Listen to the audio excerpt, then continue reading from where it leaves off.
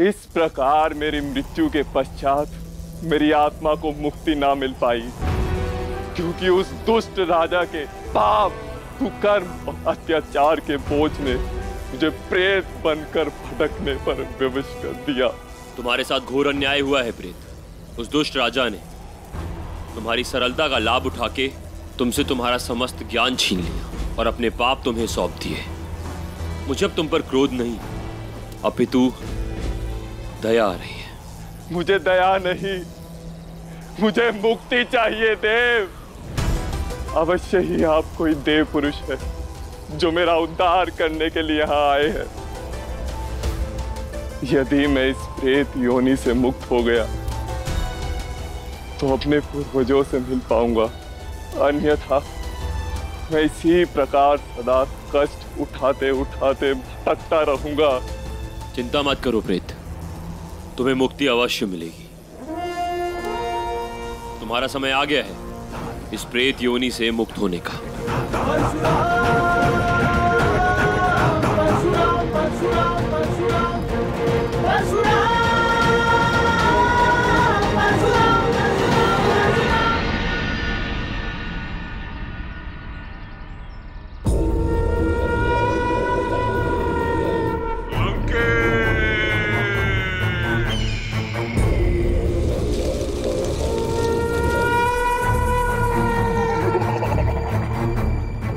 लंका की धरती को समंदर पार कर मैं इतनी दूर चला आया, किंतु मेरी कुंडली के 10 खंडों में से एक खंड भी दिखाई नहीं दिया।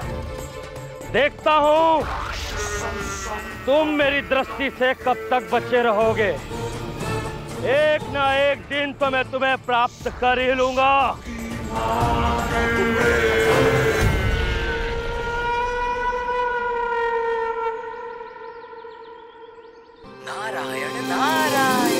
लंकेश अपनी कुंडली के खंडों की खोज में निकल चुका है। यदि वो सफल हो गया तो उसकी मृत्यु का रहस्य अधूरा छूट जाएगा। अब रावण को रोकने का एक ही उपाय रह गया है। नारायण नारायण नारायण नारायण, जहां चाह वहीं राह। आपसे भेंट करने का विचार मेरे मन में चल ही रहा था लंकेश, कि आपके दर्शन हो गए। आज सूर्य पूर्व के स्थान से पश्चिम में कैसे निकल आया? ऐसा क्या कार्य पड़ गया आपको जो आपको अपने चरण लंकेश की धरती पर रखने पड़े? नारायण नारायण, आपको यह सूचित करने के लिए मेरा मन छटपटा रहा था लंकेश कि परशुराम जी ने आपके कुंडली के 2 खंड प्राप्त कर लिए हैं। तो क्या हुआ? मेरी कुंडली के बाकी शेष खंड उन्हें कभी नहीं मिल सकते, क्योंकि उन्हें प्राप्त करने के लिए लंकेश रावण स्वयं लंका से निकल पड़ा है। नारायण नारायण, किंतु आपको कुंडली के शेष 8 खंड प्राप्त करने की आवश्यकता क्या है लंकेश? कुंडली का 1 खंड प्राप्त करके भी परशुराम जी का कार्य अपूर्ण कर सकते हैं लंकेश। वो भला कैसे देवर्षि? तनिक बुद्धि लगाइए लंकेश। अगर आपने कुंडली के शेष 8 खंडों में से 1 खंड भी प्राप्त कर लिया तो परशुराम जी का कार्य अपूर्ण रह जाएगा, और एक अपूर्ण कुंडली कभी पूर्ण योग नहीं बताती लंकेश। नारायण नारायण। किंतु ये तो मैंने सोचा ही नहीं था देवर्षि। नारायण नारायण, कदाचित आपने ये भी नहीं सोचा होगा कि तुच्छ सी कुंडली का खंड ढूंढने के लिए लंकेश रावण भला क्यों जाएगा? उसके पास तो इस तुच्छ से कार्य के लिए अनेकों अनुचर हैं।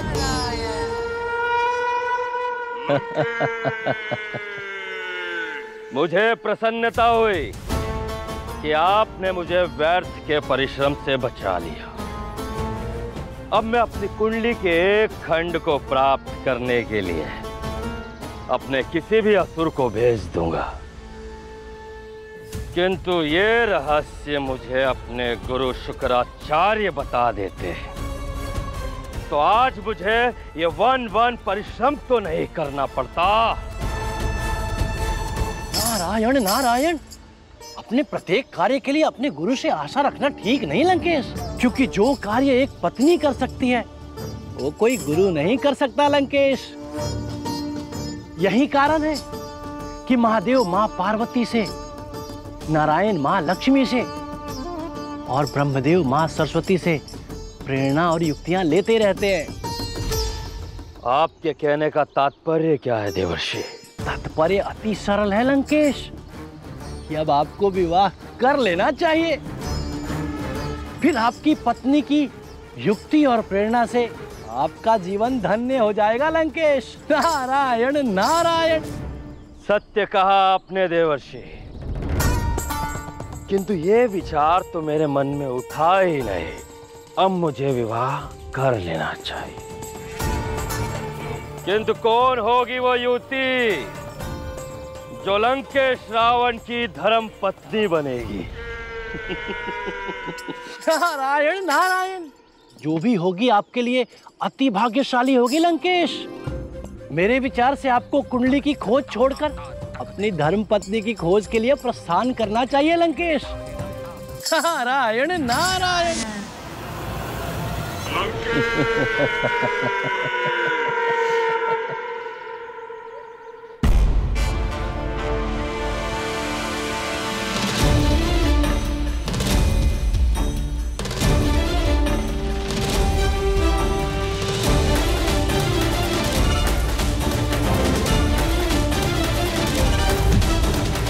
महाराज विश्वरूप की जय। महाराज विश्वरूप की जय। महाराज विश्वरूप की जय। महाराज विश्वरूप की जय। महाराज विश्वरूप की जय। महाराज विश्वरूप की जय। महाराज विश्वरूप की जय। महाराज विश्वरूप की जय। महाराज विश्वरूप की जय। महाराज विश्वरूप की जय। महाराज विश्वरूप की जय। महाराज विश्वरूप की जय। महाराज विश्वरूप की जय। महाराज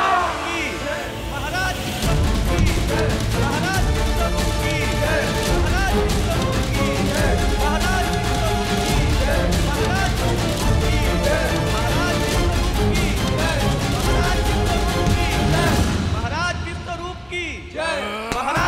महाराज पहलवान की जय। पहलवान की जय। पहलवान की जय। पहलवान की जय।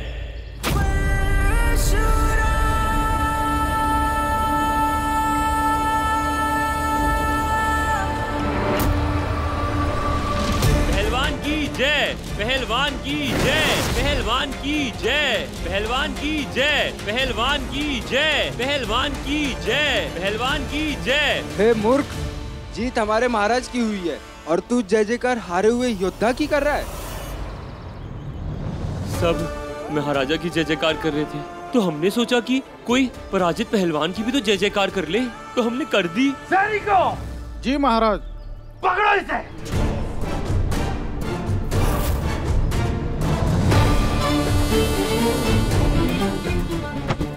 मुझे कहाँ ले जा रहे हो भाई? महाराज के साथ दंगल करने के लिए चलो। दंगल? मैंने कभी दंगल नहीं किया भाई। अब तो जाना ही पड़ेगा।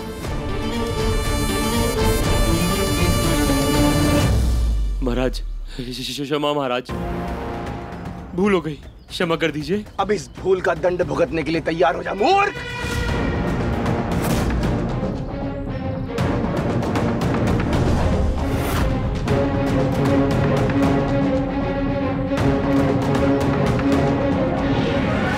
महाराज, महाराज, श्री हरि से परशुराम, परशुराम,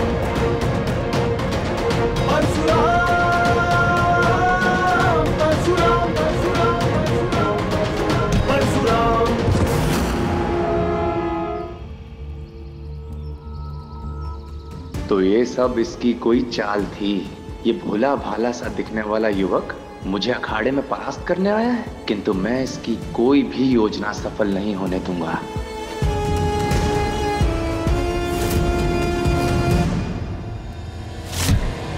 सहस्त्र शस्त्रों के समान एक परशु है, जो करे अधर्म काम वो ही शत्रु है। वो मां का शिष्य पर पिता का ही सुपुत्र है, संत मित्र दैत्य का वो यम छत्र है। परशुराम भीतर से भी अत्यंत बलिष्ठ प्रतीत हो रहा है ये मुझे।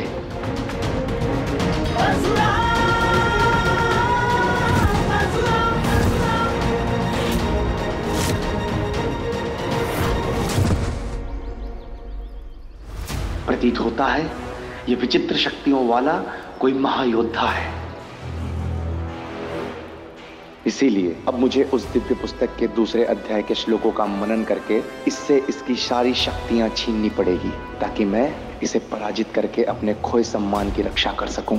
नए पहलवान की, नए पहलवान की, नए पहलवान की, नए पहलवान की।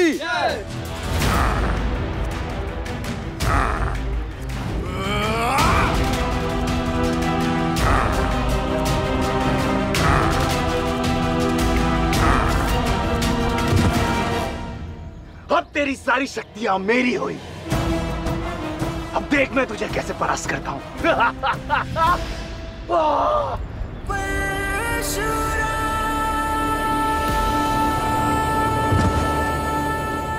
अब मुझे क्या हो रहा है? मुझे जब घूमता था प्रतीत क्यों होता है? हशमत, क्या हो गया हमारे महाराज को? प्रतीत होता है कि जैसे महाराज की मति भ्रष्ट हो गई है। ये इतना आक्रोश क्यों आ रहा है मुझे? मैं शक्तियां संभाल क्यों नहीं पा रहा हूं?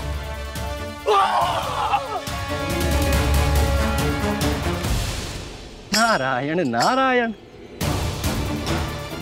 इस मूर्ख राजा ने सोचा था कि वो परशुराम जी की समस्त शक्तियां प्राप्त कर लेगा, किंतु वो ये नहीं जानता कि नारायण के इन आवेश अवतार का आवेश और क्रोध भी उसके शरीर में समाहित हो चुका है।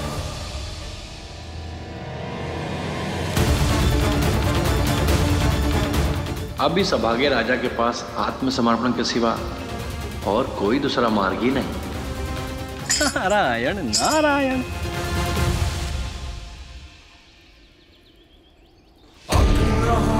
सर्वशक्ति सर्वशक्ति तू है। आप कौन है प्रभु? मैं परशुराम हूँ राजन।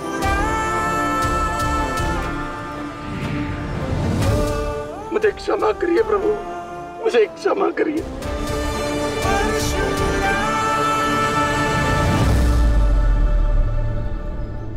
क्षमा मुझसे नहीं, तुम्हें उस निर्दोष शिष्य से मांगनी है जो तुम्हारे कारण प्रेत लोक में भटक रहा है। आप जो कहेंगे, आप जैसा कहेंगे मैं करूंगा प्रभु, किंतु आप इस शक्ति मुझसे वापस ले लीजिए। इन्हें संभालने में मैं समर्थ हूं।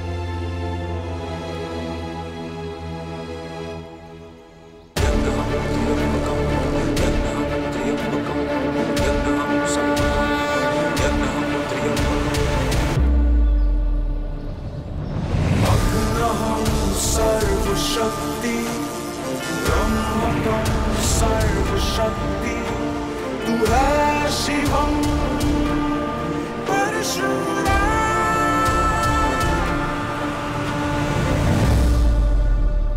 अब मैंने तुम्हें इस बंधन से मुक्त करा है, अब तुम्हें उस निर्दोष शिष्य को मुक्त करना होगा। चलो मेरे साथ।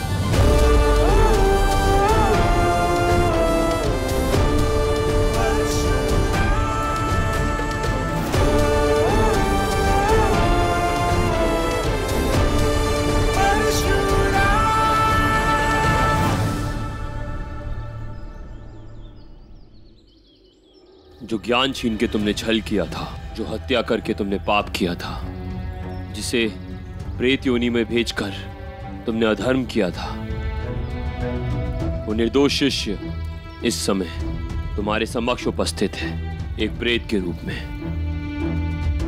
देखो इसे।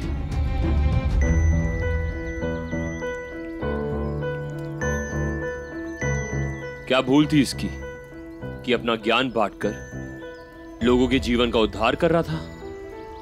केवल इसलिए तुमने अकारण इसकी हत्या कर दी, वो भी एक राजा होकर।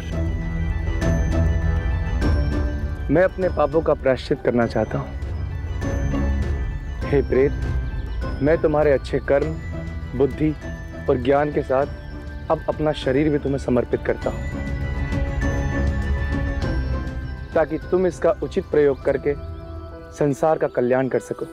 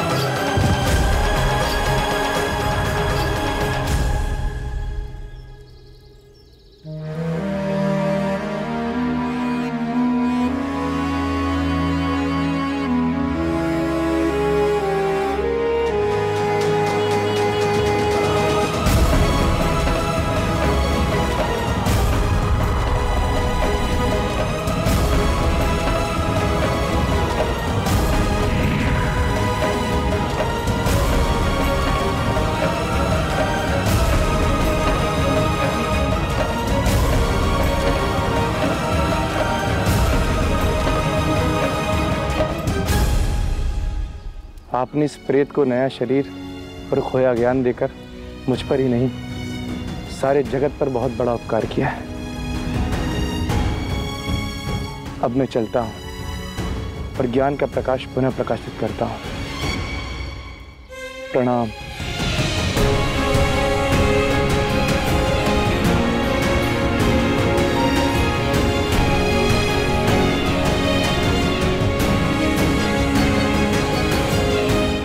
अब मैं भी मुक्ति प्राप्त करने के लिए अपने पापों को भोगने जा रहा हूं प्रभु। प्रणाम।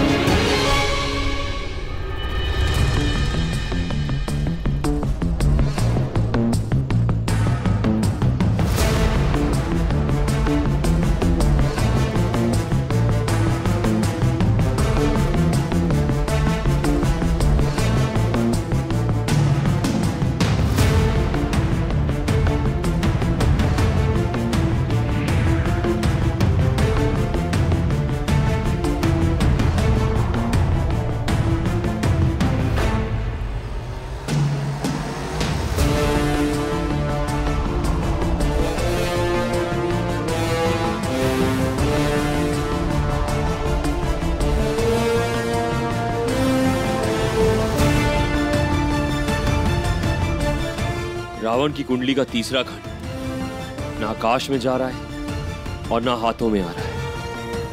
ये क्या रहस्य है?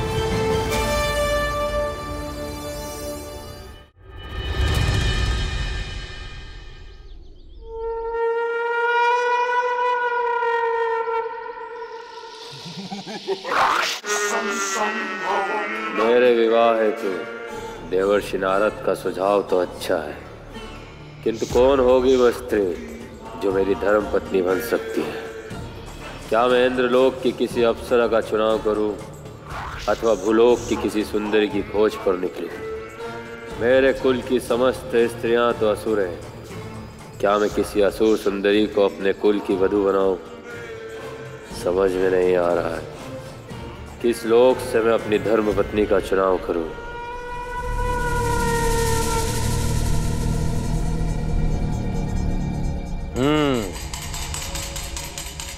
इसका सर्वोत्तम उपाय तो मेरे प्रभु महादेव ही दे सकते हैं।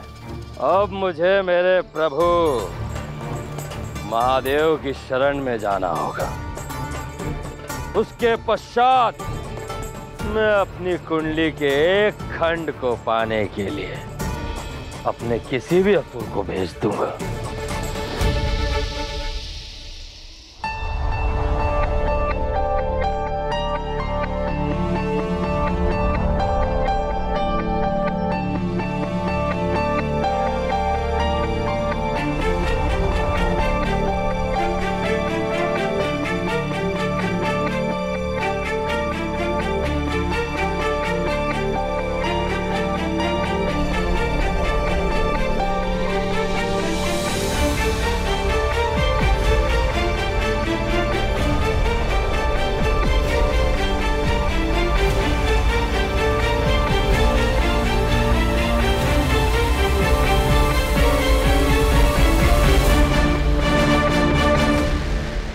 ये क्या हो रहा है?